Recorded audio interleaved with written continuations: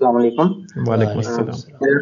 میرا سوال یہ ہے کہ آپ کے نزدیک نماز میں امام کی کیا حیثیت اور شرائط ہوں گی، اور اگر کوئی ایسا امام ہے جو میرے نزدیک کچھ کفریہ یا شرکیہ چیزوں کو اپنائے ہوئے ہے اور میرے پاس کوئی دوسرا آپشن نہ ہو، تو اس کے پیچھے نماز پڑھنا ٹھیک ہوگا، یا اس سے میری نماز پہ کیا فرق پڑے گا؟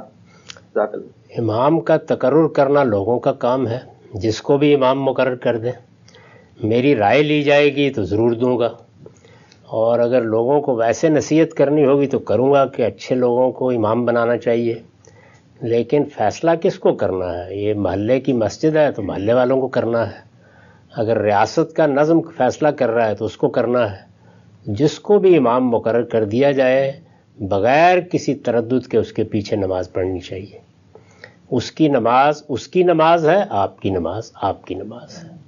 کسی کی نماز دوسرے کی نماز سے اللہ تعالیٰ نہیں بدلتے۔